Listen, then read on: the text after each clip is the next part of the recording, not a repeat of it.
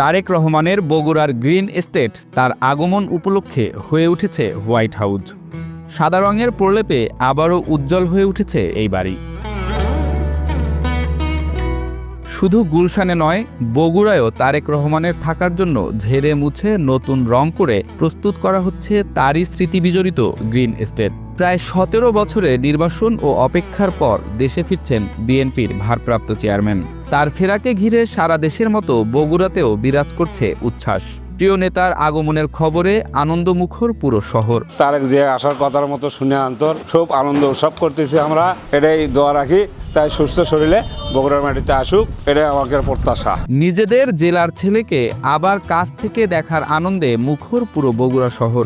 তারেক রহমানের স্বদেশ প্রত্যাবর্তনকে ঘিরে সারা দেশে উচ্ছ্বাস ও আনন্দ ছড়িয়ে পড়লেও বগুড়াবাসীর উচ্ছ্বাস যেন একটুখানি বেশি। বগুড়ার কৃতি সন্তান দেশনায়ক তারেক রহমান আগামী 25 তারিখে আসতেছে বাংলাদেশে। তার জন্য আমরা বগুড়াবাসী সবাই আনন্দিত, উচ্ছ্বসিত এবং বগুড়ার প্রাণের দাবি বগুড়াতে একটা পূর্ণাঙ্গ বিশ্ববিদ্যালয় এবং বগুড়া এয়ারপোর্টটা জরুরি ভিত্তিতে চালু করা দরকার। এবং ধরেন বগুড়া এবং সিরাজগঞ্জে যে রেলওয়েটা আছে, এটাও আমরা দাবি করব তার কাছে। আমরা বগুড়াবাসী তারেক রহমান আসছে, তাই এলে উন্নতি হবে। বগুড়া শহরের রিয়াজ কাজী লেনে ইতিহাসের সাক্ষী হয়ে দাঁড়িয়ে আছে গ্রিন এস্টেট। 1973 সালে নির্মিত বাড়িটি 2000 সালে সংস্কারের পর গ্রিন এস্টেট নামকরণ করেন তারেক রহমান নিজেই। 2001 থেকে 2007 রাজনীতির ব্যস্ত সময়ে তারেক রহমান বগুড়ার এই বাড়ি থেকেই মাঝে মধ্যেই পরিচালনা করেছেন দলীয় কার্যক্রম। আজ সেই বাড়ি নতুন সাজে রং, আলো আর ভালোবাসার ছোঁয়ায় প্রস্তুত করা হচ্ছে প্রিয় নেতার আগমনের জন্য। বগুড়াবাসীর প্রত্যাশা, আগামী 28 তারিখে বগুড়ায় এসে নিজ হাতে মনোনয়নপত্র জমা দিবেন তারেক রহমান এবং নিজ বাড়িতেই অবস্থান করবেন। এই মুহূর্তে 15 থেকে 16 জন নির্মাণ শ্রমিক সংস্কার কাজ করছেন। রঙের কাজ শেষে এখন চলছে ধোয়া মোছা ও আসবাব সাজানোর কাজ। বাসাটি সংস্কার কার্যক্রমের দেখভাল করছেন বিএনপির চেয়ারপারসনের উপদেষ্টা ও বগুড়া 7 আসনের সাবেক সংসদ সদস্য হেলালুজ্জামান তালুকদার লালু। 96 সালের পরে সার্কিট হাউস যখন আমরা এমপি আমরা বুক করতে যাই আমরা তার জন্য, তাই উনি থাকবেন। একটা প্রশাসনের এনডিসিরা তারা ঝামেলা করতো, আমরা তাদের সঙ্গে অনেক কিছু জড়ে যেতাম।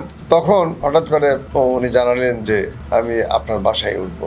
তারপরে আমার যে চম্পামহল পৈতৃক বাসা, এখানে উনি একটা রুমে, নিচের তলায় একটা রুমে উনি 1-1.5 বছর ছিলেন। তারপরে আমার বাসার দক্ষিণ পাশে ফাঁকা জায়গা ছিল অনেক।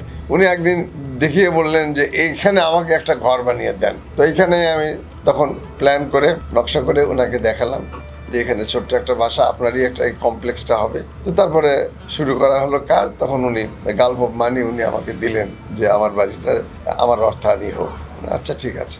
এবং ওইটা ইন্টেরিয়র ডেকোরেশন সব উনি করেছেন। ওটা একটা কমপ্লেক্স, নিচের তলা ওনার গ্যারেজ, ওনার গাড়ি, পিএপিএস ড্রাইভারদের রুম, 2 তলায় ওনার বেডরুম, 3 তলায় ওনার কনফারেন্স, 4 তলায় ওনার গেস্টের জন্য 3টা ভিআইপি রুম। এটা ওনার একটা কমপ্লেক্স। সর্বশেষ উনি 7 সালে নির্বাচনে দাঁড়িয়েছিলেন, আপনাদের মনে আছে কিনা? যখন বিরোধী দল মনোনয়নপত্র সাবমিট করে তারা তুলে নিল সব, তারপর একতরফা হয়ে গেল। উনি বিনা প্রতিদ্বন্দ্বিতায় এমপি নির্বাচিত হলেন, ম্যাডামও হলেন, আরও 36 জন কয়েকজন আমাদের হলেন। এরপরে 1-11 সেই নির্বাচনটা ভণ্ডুল করে দিল, ওনাকে জেলে নিল। তারপরে আপনারা জানেন আমরা তখন জেল থেকে বের হয়ে এসে আমি ব্যক্তিগত, উনি তো চলেই গেলেন বিদেশে। আমরা এসে আমি আমার স্ত্রীও জেলে গেছিলাম। এই বাসাতে আমরা আর উঠতে পারিনি।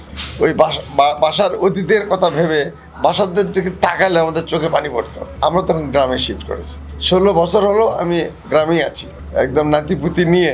ওই বাসা মাঝে মাঝে প্রয়োজনে তারা খোলা হতো। আর তারেক রহমানের যে বিল্ডিং, এটা তো আমরা ঢুকিনি, শুধু বাইরে থেকে দেখতাম। তো এখন ওনার বাসা, উনি বগুড়া আসার সম্ভাবনা আসবেন তো বটেই, আগে বা পরে নির্বাচন করবেন। এই জন্য 16 বছরের ধুলা পরিষ্কার রংচং করা হচ্ছে। তারেক রহমানের স্বদেশ প্রত্যাবর্তনের আনন্দ ছড়িয়ে পড়েছে পুরো বগুড়া জুড়ে। আমাদের প্রিয় নেতা জনাব তারেক রহমান, উনি দীর্ঘ 17 বছর পর দেশে আসছেন।